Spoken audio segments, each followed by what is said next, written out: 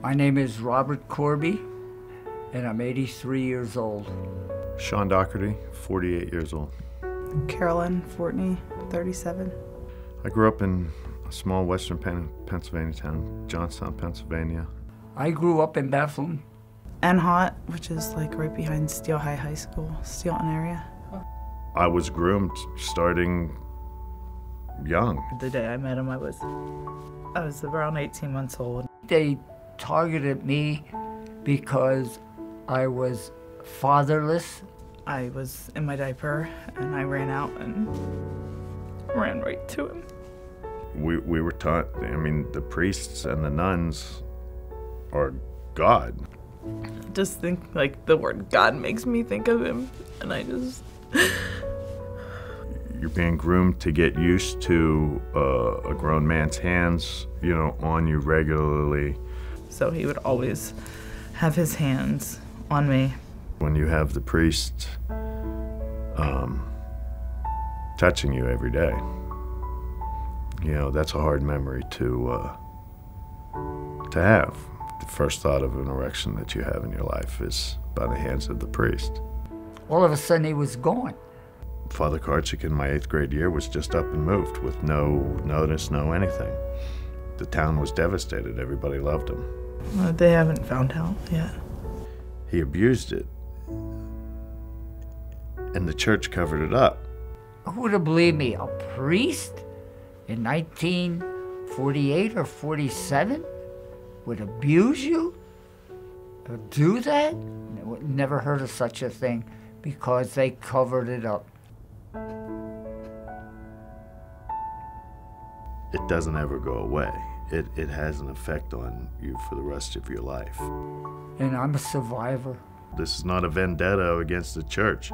We're called survivors for a reason.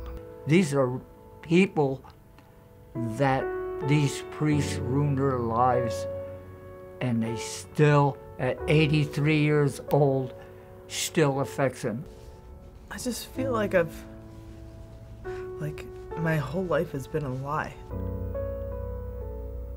Has absolutely destroyed me. My children suffered. My wife suffered. My dad found out, but he went crazy. I was very unaffectionate. I couldn't show any affection with my wife. I had no desire to have children. None, because of this. My children I couldn't hold or hug.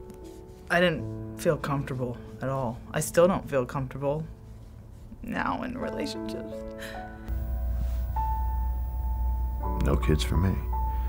The affection I could give to her. And thanks to Father Royer, he took that away from me. I mean, it's affected my life so much. This is a lifelong issue with survivors. They have to be accountable, the church, for what they did. I've waited for a long time for this. I think this report's gonna help people who don't have a family, because they're gonna know that there's a lot of people out there now that believe them and are behind them. This is one of the proudest things I've ever done in my life. I'm so happy. Speaking about your abuse is a very important step in the healing process. I just was always saying, they're not going to beat me. It'll just be refreshing to not have to, I guess, pretend like I'm someone else all the time.